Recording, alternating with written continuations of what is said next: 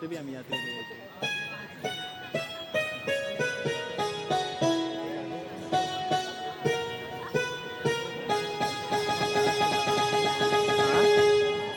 दादा, आजपर्यंत इतकी वर्ष झाली लहानाची मोठी झालो, पण तू ओवाळणी म्हणून आज काहीच दिलं नाही, असं का?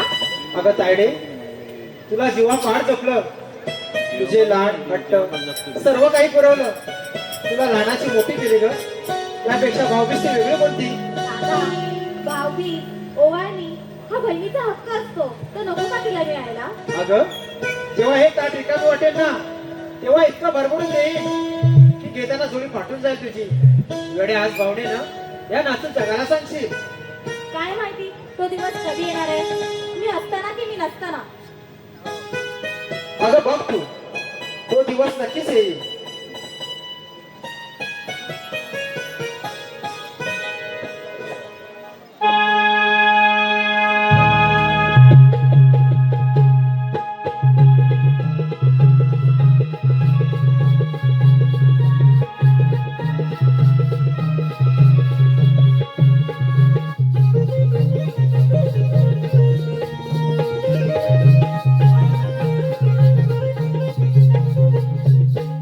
प्रधानजी, आम्ही आता मोठे झालो.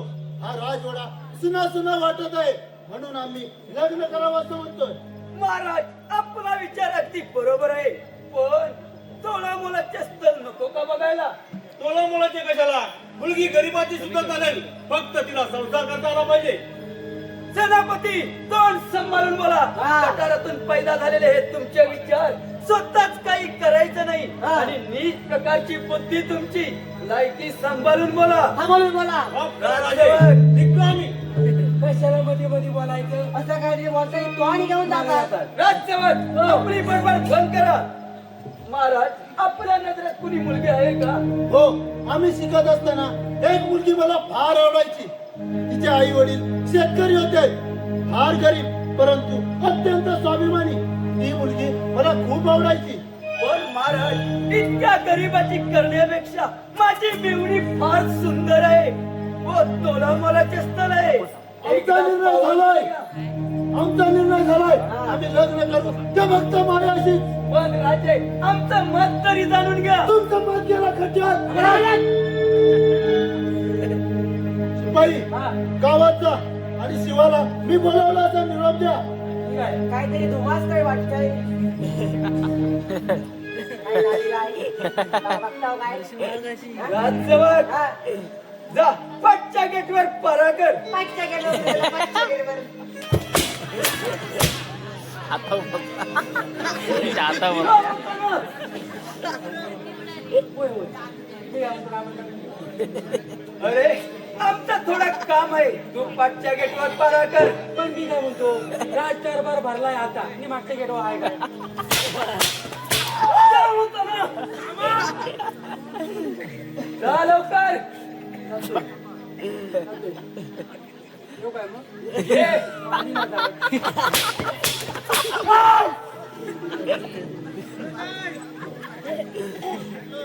अरे भिक्कार द्या राजा, सत्याचा आणि संपत्तीचा फार मोह झालाय काय तुला? अरे लग्नासारख्या क्षुल्लक गोष्टीवरून भर दरबारात माझा अपमान केलास. अरे कित्येक वर्ष तुझ्या राज्यात चाकरी केली व कायम तुझ्या फळाचा विचार केला, त्याचे हे फल दिलेस तोय. पण एक गोष्ट लक्षात ठेव, तुझ्या संसाराची होली होली करीन व तुझ्या हातात कटोरा देऊन तुला रस्त्यावर भीक मागायला लावीन, तेव्हाच हा प्रधानजी नागराजाचे नाव लावीन.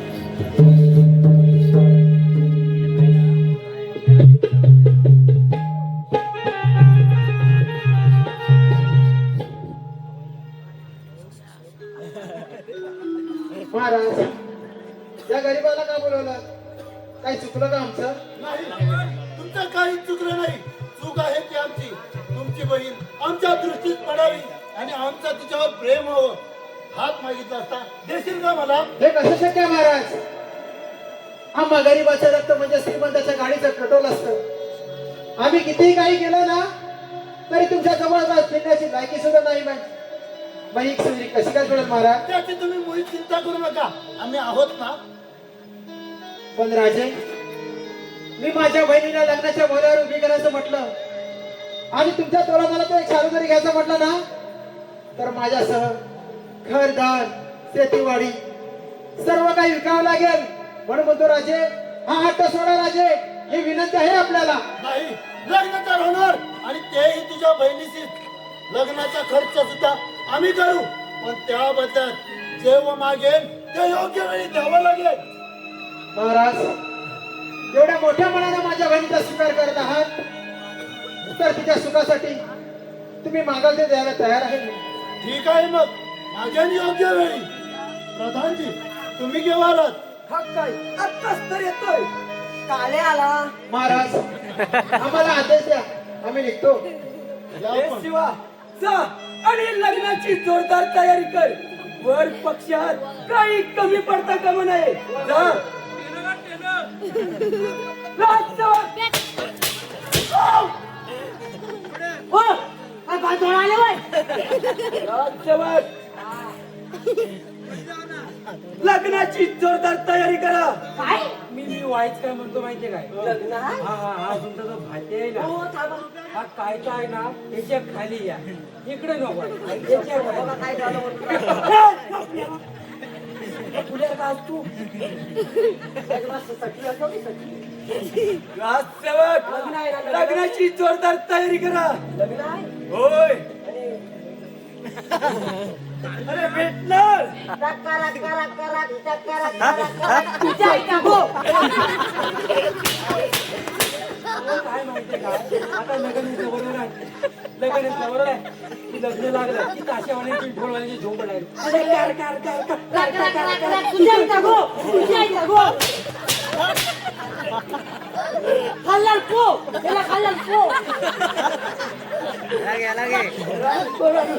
रावटपणा बंद करा आणि लग्नाची. अहो, त्याचा सिलेंडर फोडला. काय काय माणसाला मारता ना? काय बोलला? त्याचा सिलेंडर फोडला. मला लिके चला. लावलं रे बुच. राजसेवक, लग्नाची जोरदार तयारी करा. सगळं करतो म्हणजे पिंड हलत काढणी, पाय भरची काका करवली बिरवली सगळं आणतो. एवढा जरा शब्बास. जरा किस्सा करा गरम पैसे पडा. जरा गरम करा, या. या गरम. काय गरमी येतो मी. तयारी करायला हवे. चला चला पटकन तयारी हा. करूया.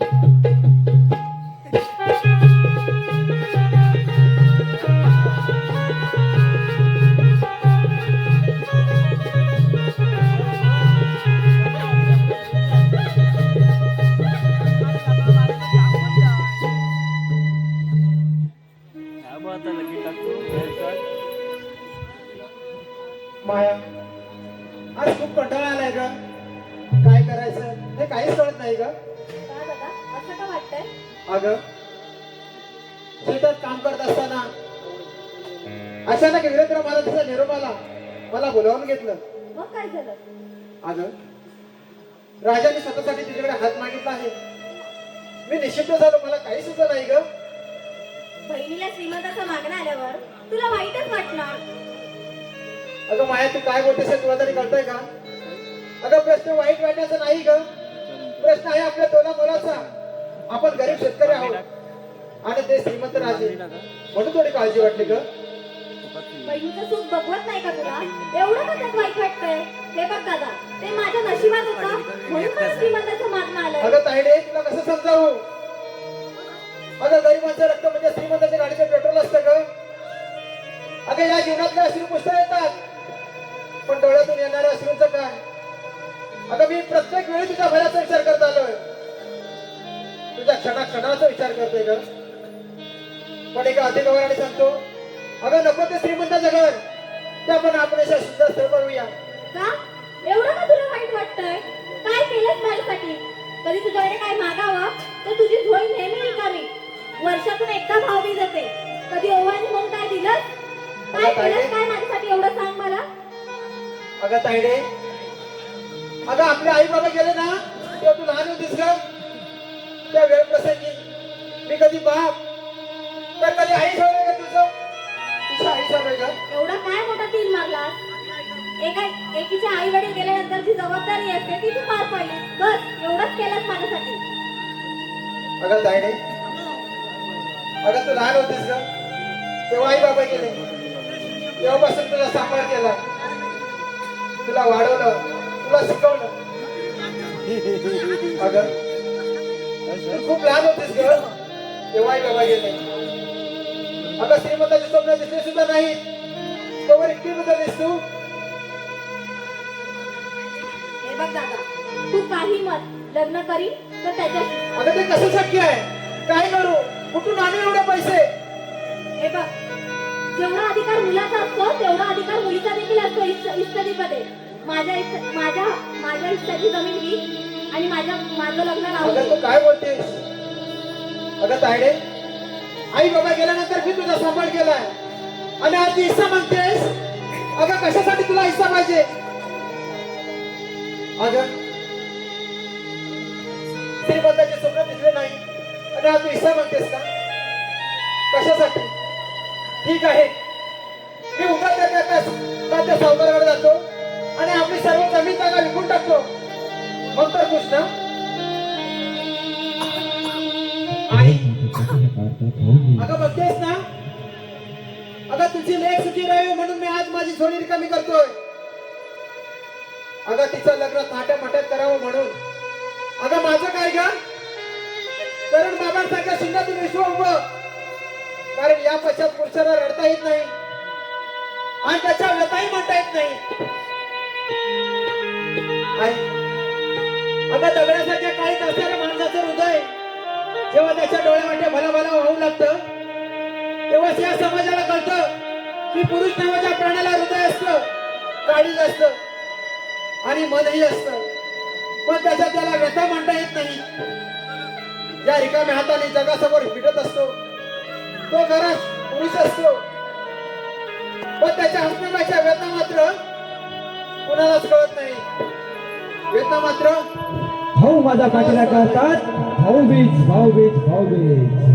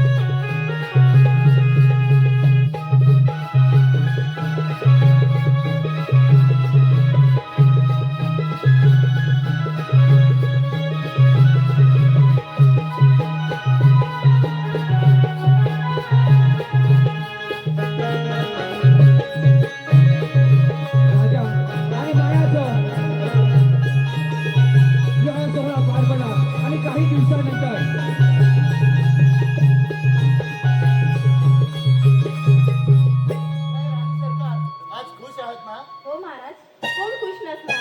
तुमच्यासारखा अति श्रीमंत नवरा मिळाल्यावर कोणी मुलगी खुश नसणार. तुम्हा बायकांना तारीफ करायला कोणी शिकवायलाच नको. आणि आज 1 वर्षाचा काळखंड कधी गेला हे कळलंच नाही.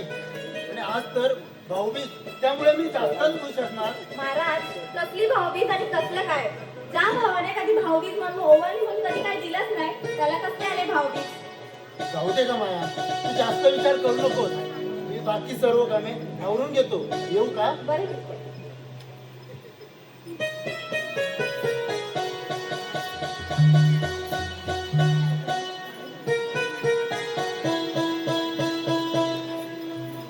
तायडे, अगं तायडे बघ, तुझा भाऊ आलाय ओवाळणीसाठी. अगं ओवाळून घे बघू. अगं 1 वर्ष आलो नाही रागवलीस का ग? का आलायस तिथे? आलायस तर चालू पड. अगं आज भाऊबीज आहे ना म्हणून आलोय ग. लायकी तरी आहे का तुझी माझ्यासमोर उभी राहायची? अगं तू काय बोलतेस? आग लाव तुझ्या ओवाळणीला. अगं तायडे, अगं मला बोलायचं ते बोल ग. हवे तेवढा शिव्या घाल या पण या भाऊ बहिणीच्या पवित्र नात्याला मात्र काय बोलू नकोस ग. अगं त्या भावाला अशी नाताळू नकोस ग. अगं पाया पडतो मी तुझ्या, पण या भावाला अशी नाटक नकोस का? भावाला अशी नाटक नकोस का? ती कपडे घालायची तुझी लायकी नाही आणि माझ्यासोबत भाईलीच करायला आलाय. आला सगळं चालू पड. अगं जातो का जातो, पण या भावाला अशी नाटक नकोस का? अगं तुला तुझ्या गर्वाचा खूप गर्व झाला का? अगं तुला तुझ्या पैशाचा खूप गर्व झाला. अगं अगं या भावाने काय केलं नाही तुझ्यासाठी? तुझे लाड हट्ट सर्व काही पुरवलं आणि आज या भावाला लाताडतेस. अगं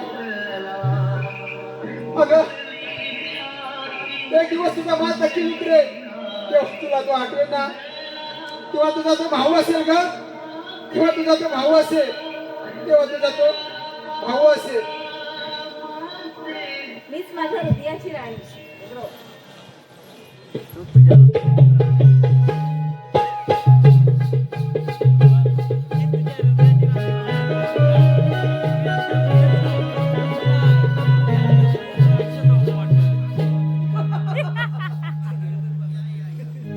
सारे काही माझ्या मनासारखे झाले. चल उराव. तू इथे काय करीत आहेस? अरे चल पेटाव.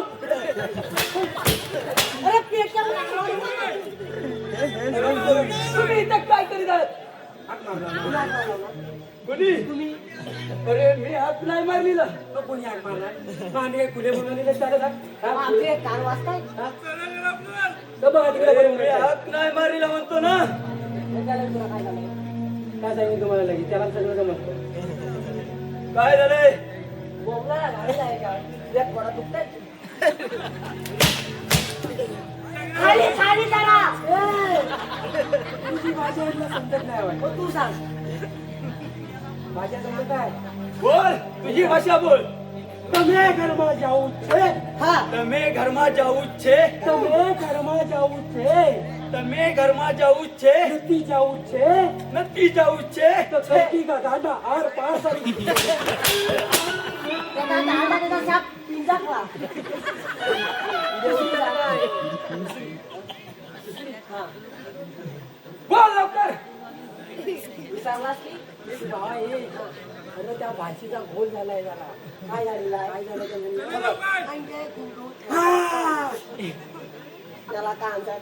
आता अंडी उडली बघ कशी तिला पण वापरली. अंडी पोळी, दोन कवटा पोळी. तुम्हाला दुसरी पण दुसरी थांबू नव्हतं काम. दुसरी भाषा अरे सांग लवकर. अंडा गोटो ए! कवटा कोणती कवटा? कवटा झालं ना? थंडा पाणी इन द फॉ फॉ फॉ. म्हणजे काय? अरे पोळे द्या त्याला, पोळे द्या. आवडत त्याला पोळे द्या. अंडा गोटो थंडा पाणी इन द फॉ फॉ. खा गुलाबा पोळे खा. तुझं काय झालं? त्याला लाड गुणी दे पो.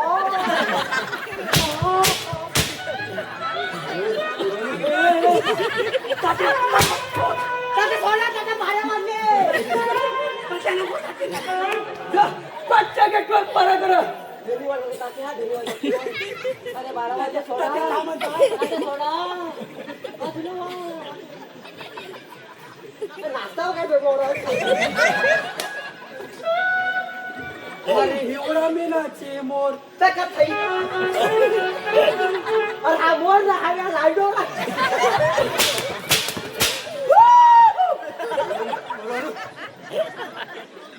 गावटपणा बंद करा आणि कच्च्या गेटवर परा करा.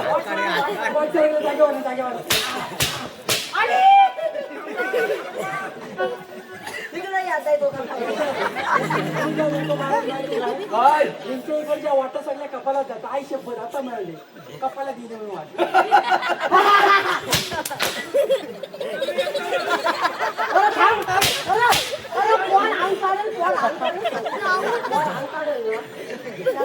अरे मेळा मला वाटतं अंगात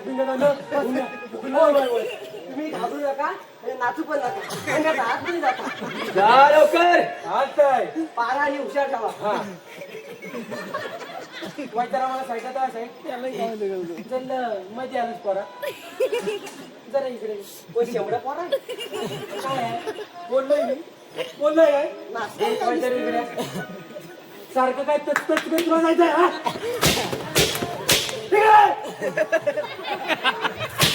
जा पाठच्या गेटवर पारा कर जा पडद्याच्या मागे साखा उडून काय शपथ जातो जा आधी हे बंद का सांगतो जा म्हणतो ना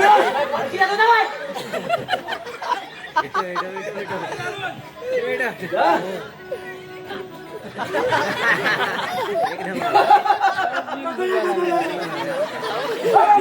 तू इथं काय करीत आहे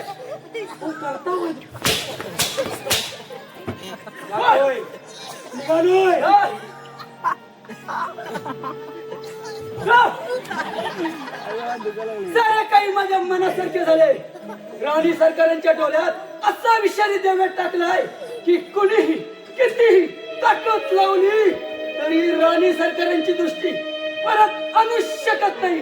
राजा वीरेंद्र तुझ्या संसाराची होळी झालीच म्हणून समज. माझ्या चुकी चाललेल्या संसाराला कुणाची नजर लागली काहीच कळणार. राणी सरकार झोपलेलं असताना त्यांची अचानक दृष्टी झाली. त्यांची किंकाळी आधी माझं हृदय वेधून टाकत आहे.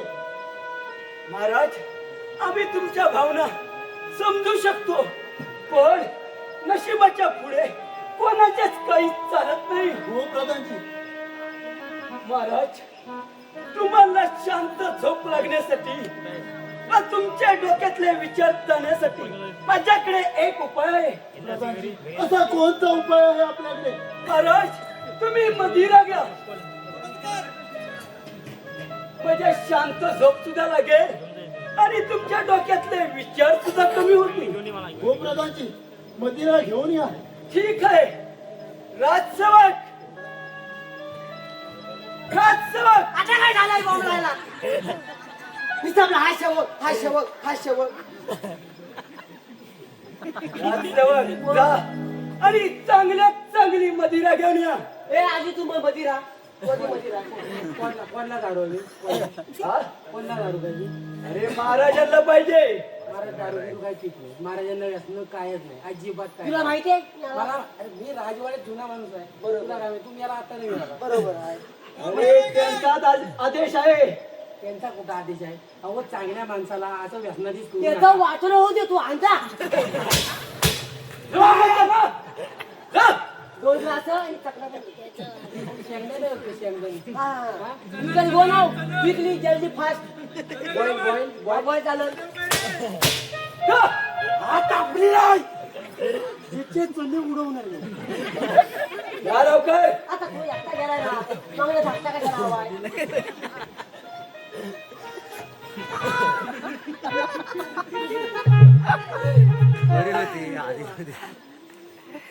आजू नको उडू.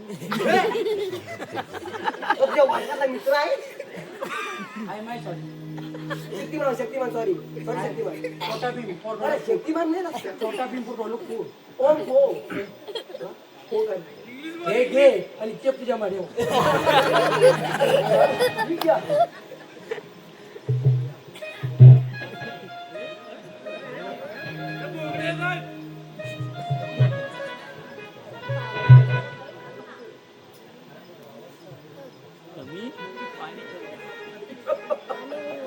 अरे राजा तुझ्या संसाराची होळी झालीच म्हणून समज. प्रधानजी आता जरा हलकं केलं.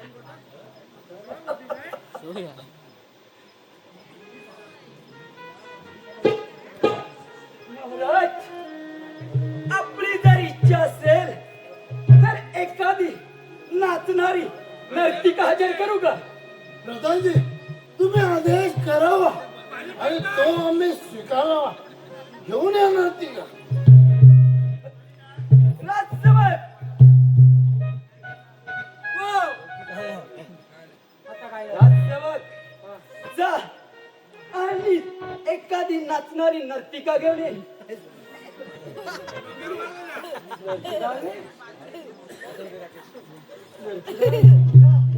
होय मी काय म्हणतो एवढ्या रात्री 12 आणि 1 वाजता माझ्या बापसाने ठेवला नाही जा म्हणतो ना. ए राजा हा. 10 रुपयात मजा. हा, कुठलं कुठलं दाखव दाखव. तसं नवं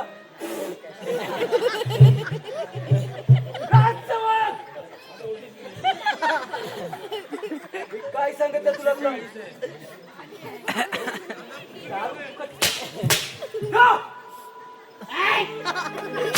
असं काय नाही बोलू तू. लगेच जेवण, लगेच. लगेच आणा. अरे भाई लोक आली. राजसेवक, कोण बाई आहे?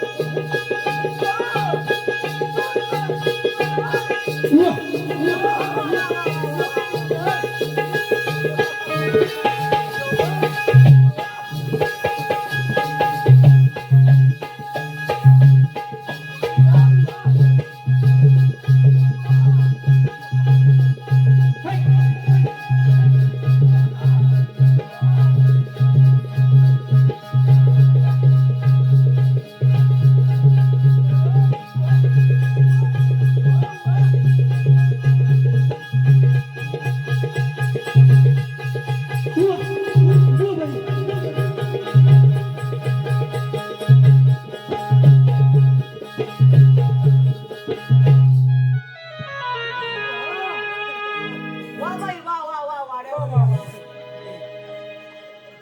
बाई आता मी गाणे घेते हा. जुडवट बारी मधुरा सांगू कशी मनातल माझ्या सार हे बोलू कशी झालं का हो राया एक सालू बनारसी झालं का हो राया एक सालू बनारसी झालं का हो राया एक सालू बनारसी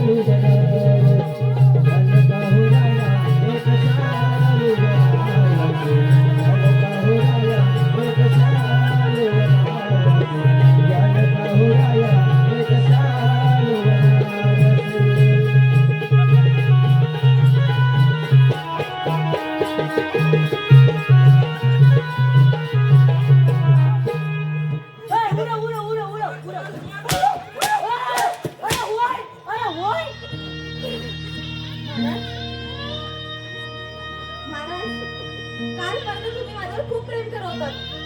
माझ घुंगरांचा आवाज तुझ्यासारख्या आनंदीबरोबर प्रेम करायची इच्छा नाही कुणाला. महाराज, हे तुम्ही काय बोलताय? माझ्या नशिबाने माझी साथ सोडलेली मी आंधळे झाले. यात माझा काय दोष? वा आज कळ काय अरे भावाच्या ओळणीवर भाऊबीजेच्या वेळी त्याच्यावर लाच मारताना तेव्हा कुठे गेली होती तुझी लाच? तेव्हा कुठे गेला का सौम्यपणा? महाराज, मला माफ करा महाराज. महाराज, मी चुकले. महाराज, काही करा पण माझी दृष्टी मार करा महाराज. मला माझ्या भावाला डोळ्यावरून पाहिजे. त्याच्या खांद्यावर डोकं ठेवून रडायचंय महाराज. महाराज, पदरपास होते महाराज. एवढी इच्छा माझी पूर्ण करा महाराज. भाऊ माझा पाठीला काढतात भाऊ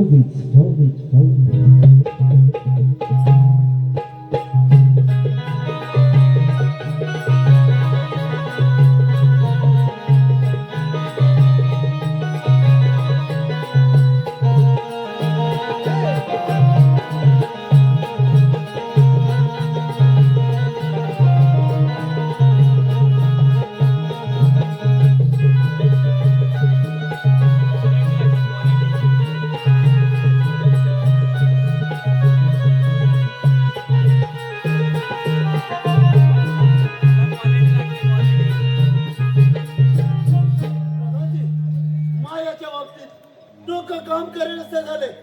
ही लहान देव बघून जीव एकदम कासावीस होतो. रात्री झोप देखील येत नाही. हे कर्म कोणत्या प्रकारे वसूल करते काहीच कळणार झाले. काही करा, प्रजाची पण यातून मार्ग काढा. महाराज चिंता करू नका, यातून ही काहीतरी मार्ग निघेल. राजसेवक जा आणि शिवाला राज दरबारात हजर कर.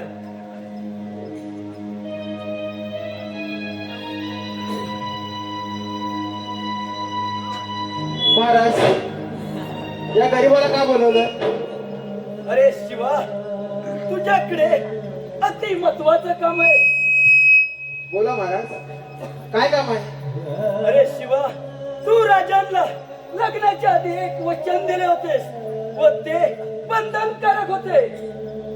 महाराज, माझ्याकडे देण्यासारखं काहीच उरलं नाही. माझ्याजवळ होतं तेवढं सगळं बहिणीच्या सुखासाठी विकून टाकलं. माझ्याकडे देण्यासारखं काहीच उरलं नाही. आता फक्त उरलंय ते फक्त शरीर. तेही या लोकांच्या दारी जाऊन कष्ट करून भीक मागून जगतोय. माझ्याकडे देण्यासारखं काहीच उरलं नाही. आणि त्यातूनही काय उरलं असेल आणि मी देऊ शकत असेल तर जरूर मागा. माझी देण्याची तयारी आहे महाराज, माझी देण्याची तयारी आहे.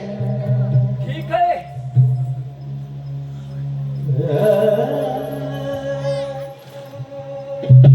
एका उच्च रुग्णालयामध्ये मायावरती उपचार चालू होतात. नवीन डोळे दिलेले ज्याने माया ही दृष्टी जग पाहू लागते. अखंड राजवाडा आनंदित होतो आणि पुढे काही महिन्यानंतर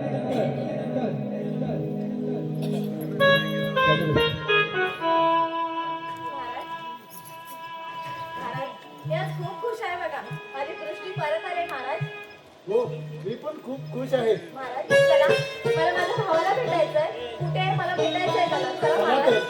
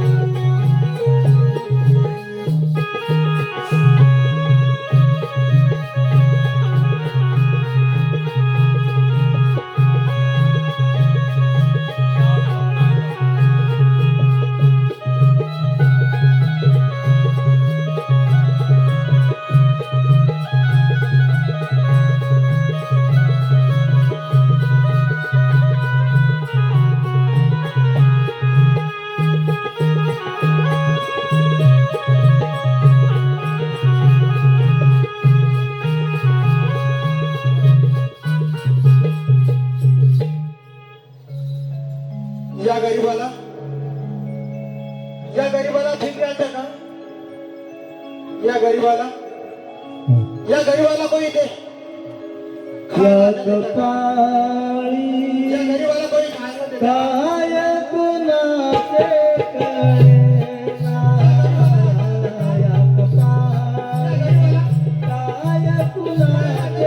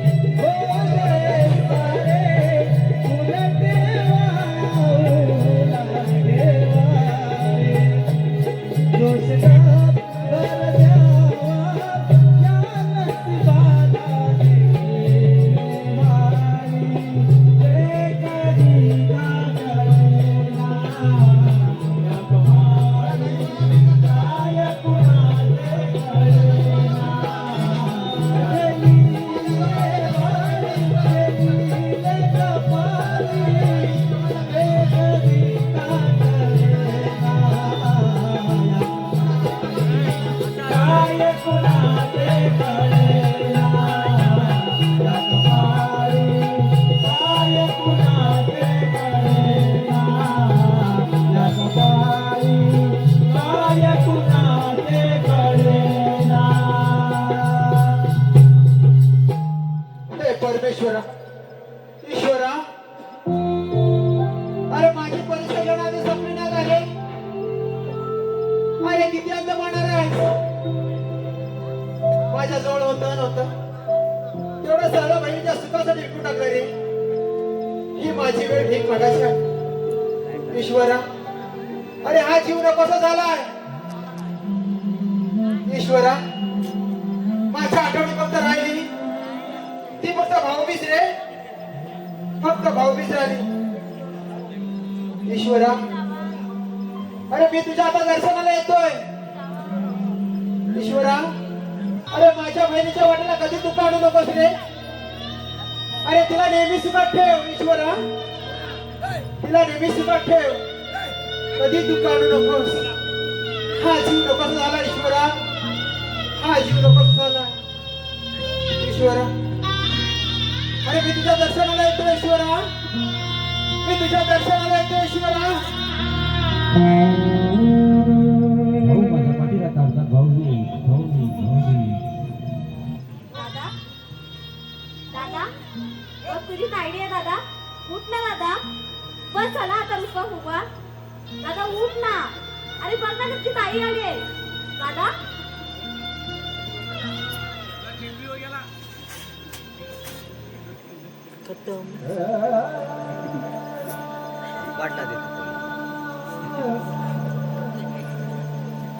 आणि सरकार तुम्हाला आता स्वतःला सावरायला हवं. 2 मिनिटं अगोदर येते वाचवलं असतं. म्हणजे हा शिवा माझ्या समोर आला होता. त्याने तुला पाहिलं आणि भाऊबीज म्हणून जगातील सर्वात मोठी ओवाळणी दिली. स्वतःचे डोळे, याच्या ओवाळणीमुळे माझ्याकडे शब्दच नव्हते. मी रुग्णालयात बघायला गेलो असता शिवा इथे ते नव्हता. स्वाभिमानाने जगणारा शिवा आज भीक मागू लागला. ओल्या जखमांचा महाभयंकर कॅन्सर सारखा रोग त्याच्या मेंदूला भिडला. त्याला वेदना सहन होईनाच्या झाल्या. वेदना इतक्या भयंकर होत्या की तो समाजापासून दूर निघून गेला, निव्वळ तुझ्या सुखासाठी. आणि तो आज आपल्याला सगळ्यांना सोडून गेला.